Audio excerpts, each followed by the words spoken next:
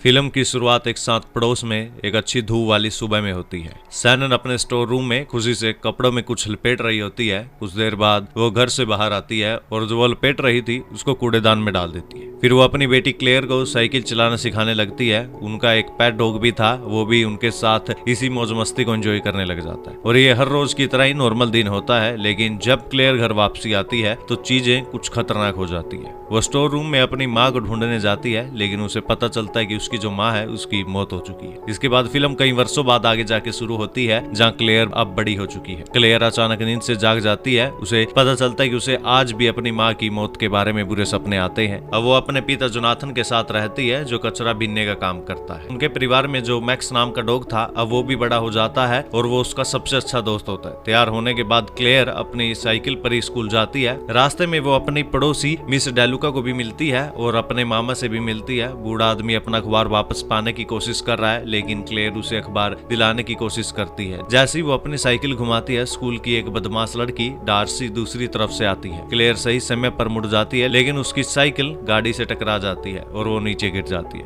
उसके बाद उसके घुटनों में खरोंच आ जाती है। बावजूद इसके वो स्कूल जाती है, जहाँ वो अपने पिता को अपने दोस्त के साथ कबाड़ से कुछ ढूंढते हुए देखती है। ये सब देखकर क्लेयर शर्मिंदा हो जाती है और वो गुस्से में अपने पापा से इस बारे में बात करती है। जोनाथन कहता है कि वह बस कुछ काम की चीज ढूंढने की कोशिश कर रहा है, लेकिन जब क्लेयर ने उसे ये सब बंद करने को कहा तो वो वहां से चले जाते हैं। अब अगले सीन में हमें पता चलता है कि क्लेयर को अक्सर बच्चे परेशान करते हैं। वे उसे एक पागल और गरीब कचरा बीनने वाले की बेटी समझते हैं और स्कूल की बदमाश लड़की डार्सी क्लेयर के पोस्टर पर ड्रिंक फेंकती है, जिस पर वो महीनों काम करती है। स्कूल में क्लेयर के दो दोस्त होते हैं, जिनका नाम जून और मेरेडिथ होता है और उनके बीच अच्छे रिश्ते भी होते हैं। लेकिन ऐसा इसलिए होता है क्योंकि इन तीनों को ही इतना खास कोई जानता नहीं है। कहानी में आगे पता चलता है कि क्लेयर को पॉल नाम के एक लड़के पर क्रश है, लेकिन पॉल की पहले से ही एक गर्लफ्रेंड भी है। अगले सीन में जोनाथन पड़ोस में डस्टबिन से कचरा निकाल रहा है और उसे एक पुराना म्यूजिक प्लेयर मिलता है। वह इसे अपने पास रख लेता है क्योंकि बाहर से बहुत ही अच्छा लगता है। अगले सीन में स्कूल में डार्सी क्लेयर से लड़ाई करने का फैसला करती है। वह उसके पास आती है और सबके सामने उसकी बेइज्जती करने लगती है और वो क्लेयर को धक्का भी मारती है। क्लेयर वापिस उठकर उसको धक्का मारती है और डार्सी भी नीचे गिर जाती है। दोनों की लड़ाई बहुत देर तक चलती है। किसी ने भी उनको छुड़ाने की कोशिश भी नहीं की, सब वीडियो बना रहे थे। तभी उनके टीचर आकर उनको शांत करवाते हैं।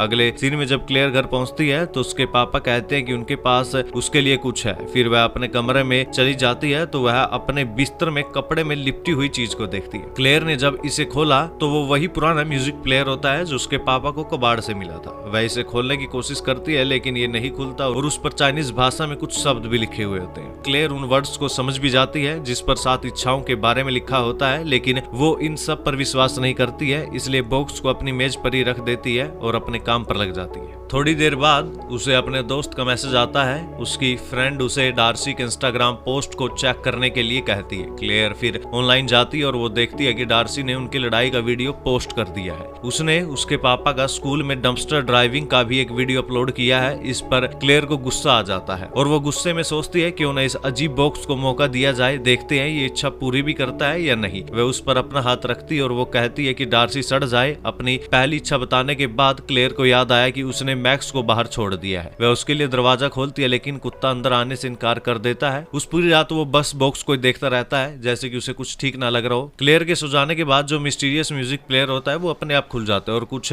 म्यूजिक प्ले होने लग जाता है, लेकिन क्लेयर को पता चलने से पहले ही ये तुरंत रुक जाता है और बंद भी हो जाता है। सुबह डार्सी जब उठती है तो वो एकदम से डर जाती है। वो देखती है उसका सिर काला पड़ गया और चोट के निशान से ढका हुआ है। पता चलता है कि स्पा में जाने के कारण उसे ये सब हो गया है। जब ये खबर स्कूल तक पहुंचती है तो क्लेयर ये सोचने से खुद को रोक नहीं पाती कि ये सब उसकी इच्छा से हुआ है या ये कुछ और है। उसके बाद वो घर पर इस म्यूजिक बॉक्स के बारे में पता करने के लिए बक्से की तस्वीर लेती है, लेकिन उसका कुत्ता मैक्स भी घर पर नहीं है। क्लेयर उसे बाहर ढूंढने जाती है। इसके बाद क्लेयर को बेसमेंट से कुछ अजीबोगरीबे आवाज आने लग जाती है, तो वो देखने के लिए अंदर जाती है। अंदर का नजारा देखकर वो बहुत ही ज्यादा डर जाती है। उसके मरे हुए कुत्ते को चूहे खा रहे हैं। ये सब देखकर क्लेयर टूट जाती है, क्योंकि जो मैक्स था वो उसकी माँ के द्वारा क्लेयर को गिफ्ट दिया गया था। अब जोनाथन और उसका दोस्त कुत्ते को दफना देते हैं, लेकिन क्लेयर जोर जोर से रो रही होती है। क्लेयर अगले दिन स्कूल के चाइनीज टीचर के पास जाती है और जो उस रहस्यमय बॉक्स के ऊपर लिखा होता है वो उनको दिखाती है। वो इसको समझने के लिए उसकी मदद मांगती है, लेकिन वो कहते हैं कि ये प्राचीन चीनी भाषा में है, इसलिए केवल एक प्राचीन चीनी विद्वान ही इसको समझ सकता है। उनकी ये बातचीत सुनकर रेयान नाम का एक लड़का उनकी मदद करने को कहता है। उसका दावा है कि उसकी चचेरी बहन प्राचीन चीनी भाषा पढ़ रही है, इसलिए वो जरूर ही इसको समझ सकती है, लेकिन क्लेयर को उस पर भरोसा नहीं है, इसलिए वो उसको मना कर देती है और चली जाती है। उस रात वो अपने क्रश पोल की इंस्टाग्राम प्रोफाइल को देख रही होती है और उस पर फिदा हो जाती है। क्लेयर के पास खोने के लिए अब कुछ भी नहीं था, इसलिए वो बॉक्स के पास जाती है और अपनी दूसरी इच्छा बताती है और वो कहती है कि पोल उसके प्यार में पागल हो जाए। और अगले ही दिन स्कूल में पोल उसके पास आता है और फिर क्लेयर के साथ फ्लर्ट करता है। उसकी प्रेमिका भी उसके बगल में है। मिस्ट्री बॉक्स फिर से अपने आप बजने लग जाता है। अब इसके साथ ही क्लेयर के अंकल ऑगस्ट नहाने जा रहे थे, तभी वो अचानक फिसल जाते हैं और उनका सिर बाथ टब से टकराता है। इसके तुरंत बाद उनकी मौत भी हो जाती है। जब क्लेयर उस शाम घर पहुंचती है तो उसे अपने पापा से उनकी मौत का पता चलता है और ये भी पता चलता है कि उनके चाचा ने अपनी प्रॉपर्टी में उनके लिए कुछ भी नहीं छोड़ा है। दुखी होकर क्लेयर जल्दी से अपने कमरे में जाती है और अपनी तीसरी इच्छा रखती है, अंकल ऑगस्ट अपनी पूरी संपत्ति उनके नाम कर दे। कुछ ही मिनट बाद जोनाथन को एक फोन आता है कि जिसमें बताया गया कि क्लेयर को उसके चाचा की सारी प्रॉपर्टी विरासत में मिलेगी। वैसे तो वो डर में है, लेकिन वे जल्दी से अपना सामान पैक करते हैं और अपने अंकल की हवेली पर चले जाते हैं। अब क्लेयर अमीर हो गई है तो उसने समय बर्बाद नहीं किया और अपने चाचा के पैसे खर्च करना शुरू कर दिया। यहाँ तक कि वो अपनी धन दौलत दिखाने के लिए अपने दोस्तों को भी शॉपिंग पर ले जाती। और एक रात क्लेयर ने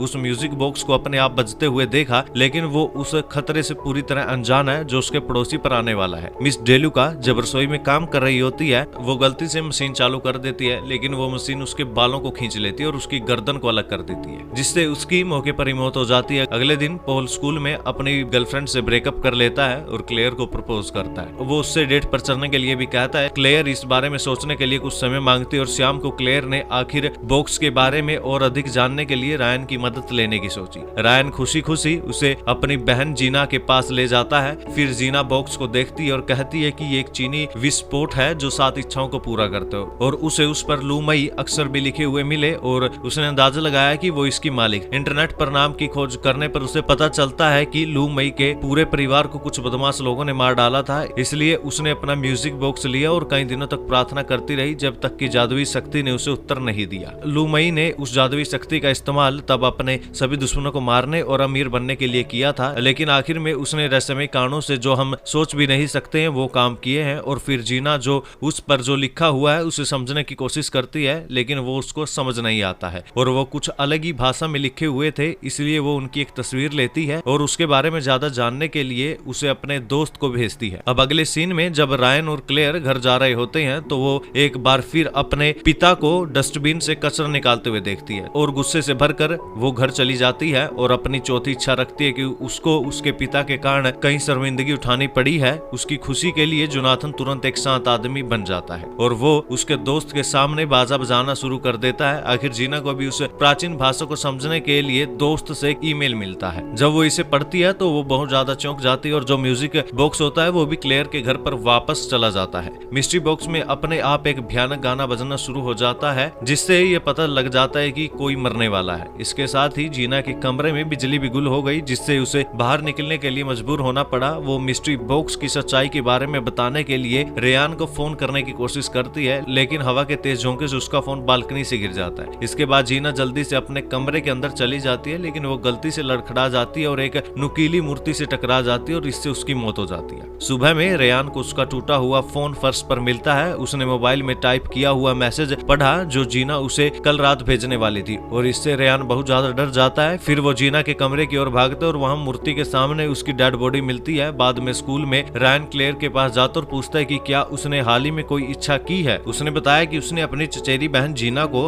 अपने अपार्टमेंट में डेड पाया। फिर वो आखिर में खुलासा करता है कि मिस्ट्री बॉक्स पर जो लिखा है उसका मतलब है। वो बताता है कि ये बॉक्स हर इच्छा के लिए एक आदमी की मौत मांगता है। क्लेयर के ये बात सुनकर होश उड़ जाते हैं। क्लेयर को जीना की मौत पर भी दुख होता है, लेकिन वो झूठ बोलती है कि उसने कोई इच्छा नहीं की और चली जाती है। फिर वो पोल के साथ डेट करने का फैसला भी करती है, लेकिन बाकी क्लास स्टूडेंट अभी भी उसका मजाक उड़ाते हैं। जब क्लेयर घर लौटती है और वो अपनी 5वीं इच्छा रखती है कि वे स्कूल में सबसे फेमस लड़की बन जाए, उसे खुश करने के लिए पोल उसे एक पार्टी में बुलाता है जहाँ केवल अमीर सिर्फ बच्चे मौज मस्ती करते थे। वहीं जब क्लेयर वहां पहुंचती है तो वो इवेंट की स्टार होती है, हर कोई उसकी तारीफ करता है, हर कोई उसे कॉम्प्लीमेंट देता है और पोल भी उसे किस करता है। उस रात क्लेयर को अपनी माँ का उसके पास होना फील होता है। जब वो सुबह उठती है तो उसने देखा कि बालकनी से कोई उसको पीछे से देख रहा है। क्लेयर जल्दी से उसके पीछे दौड़ती है, लेकिन वो परछाई बहुत पहले ही गायब हो चुकी होती है। अगली सुबह जब क्लेयर मिस डेलुका के आवास पर जाती है तो उसे मिस डेलुका की डेड बॉडी मिलती है। इससे उसे एहसास होता है कि जो ये मिस्टीरियस बॉक्स है वास्तव में लोगों को मार रहा है। क्लेयर ने तुरंत अपने दोस्तों को इसके बारे में बताया, उन्हें उस पर विश्वास नहीं हुआ।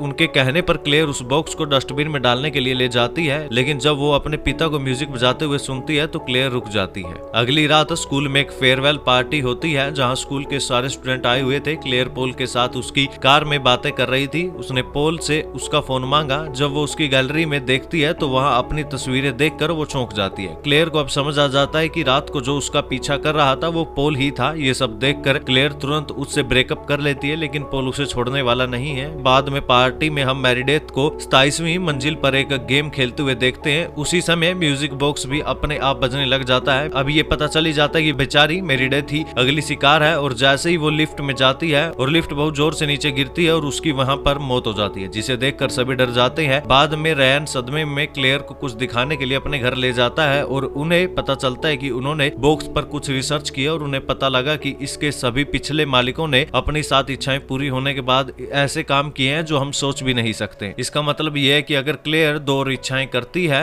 तो उसे भी मार दिया जाएगा। ऐसा होने से रोकने के लिए दोनों बॉक्स को खत्म करने की कोशिश करते हैं, लेकिन यह करना नामुमकिन था। तो क्लेयर उस मिस्ट्री बॉक्स को एक अलमारी के अंदर रख देती है और उस रात पोल एक बार फिर से क्लेयर से मिलने के लिए आता है। जब क्लेयर उसे वापस जाने के लिए कहती है तो पोल अपनी कलाई काट लेता है, तो क्लेयर तुरंत एम्बुलेंस बुलाती है। लेकिन जब सुबह होती है तब क्लेयर और रायन को पता चलता है कि रहस्यमयी बॉक्स था वो गायब हो गया है और उसकी चोरी होते ही क्लेयर के द्वारा की गई सारी इच्छाएं भी खत्म होने लग जाती है। घर पर भी अधिकारियों ने कब्जा कर लिया क्योंकि उसके अंकल ऑगस्ट ने बहुत सारे टैक्स क्लियर नहीं किए थे और वह क्लेयर और उसके पिता को भी अपनी पुरानी कुटिया में वापस जाने के लिए मजबूर करते हैं। वो अपनी सारी जायदाद खो देती है और फिर से सभी उसका मजाक बनाने लग जाते हैं और क्लेयर वापस गरीब और बोरिंग लड़की बन जाती है जिसको कोई भी पसंद नहीं करता है। बाद में स्कूल में उसे पता चलता है कि उसकी दोस्त जून ने ही म्यूजिक बॉक्स चुराया था। जब क्लेयर उससे पूछती है तो वो कहती है मैंने उसे चुराया है, मुझे डर है कुछ गलत ना हो, लेकिन क्लेयर नहीं सुनती और वो गुस्से में बॉक्स छीन लेती है और इस लड़ाई में जून सीढ़ियों से गिर जाती है और उसको चोट लग जाती है। जब क्लेयर घर पहुंचती है तो वो अपनी छठी इच्छा उस बॉक्स को बताती है। वो अपने माँ के वापस आने की इच्छा मांगती है। ठीक उसी तरह सैनन वापस जिंदा हो जाती है और उसे गले लगा लेती है। क्लेयर को ये भी पता है कि उसके 2 नए भाई बहन हैं। उस दिन परिवार ने एक साथ बहुत अच्छा समय बिताया और क्लेयर अपनी सभी चिंताओं को भूल गई। लेकिन जब वो बेसमेंट में जाती है तब उसे पता चलता है कि ये म्यूजिक बॉक्स उसके पहले उसकी माँ के पास था। ये वही चीज थी जिसे उसने फिल्म की शुरुआत में फेंक दिया था और यही कारण था कि उसने ये मिस्टीरियस काम किया है। तभी बॉक्स में भयानक संगीत बजने लग जाता है। जोनाथन इस समय बगीचे में था और वो अपने दोस्त के साथ कुछ पेड़ काट रहा था। इससे क्लेयर को एहसास हो जाता है कि उसके पिता खतरे में है। वो अपने पापा को इसके बारे में बताने के लिए दौड़ती है, लेकिन उसकी चीख सुनकर जोनाथन घबरा जाता है। जैसे ही वो सीढ़ी से अपना पैर हटाता है उसका दोस्त संतुलन खो देता है और गलती से जोनाथन को अपनी चैनसो से काट देता है। इन सब से निराश होकर क्लेयर अपने कमरे में वापस आ जाती है और अपने आखिरी इच्छा रखती है कि उसे उस दिन में वापस ले जाया जाए जब जोनाथन को बॉक्स मिला था। इसके तुरंत बाद वो अपने पुराने घर पर पहुंच जाती है और देखती है कि उसकी इच्छा पूरी हो गई है, उसके चाचा भी जिंदा है। बिना कोई समय बर्बाद किए क्लेयर कूड़ेदान के पास जाती है और अपने पिता को ढूंढने से पहले ही उस म्यूजिक बॉक्स को बाहर निकाल लेती है। फिर वो उसे कपड़े से ढक देती है और स्कूल में रायन को सौंप देती है। क्लेयर ये बताती है कि ये क्या है, लेकिन उसे इसे कभी न खोलने के लिए भी कहती है। लेकिन रायन को इस समय कुछ भी समझ नहीं आता है क्योंकि वो इस समय क्लेयर को जानता भी नहीं है। लेकिन वो उसे चूमती है और उसे डेट पर चलने के लिए भी कहती है। लेकिन जैसे ही वो आगे जाती है अचानक डार्सी की कार से वो टकरा जाती है। इससे क्लेयर की मौके पर ही मौत हो जाती है और वो उस म्यूजिक बॉक्स की इच्छा की 7वीं और अंतिम शिकार होती है।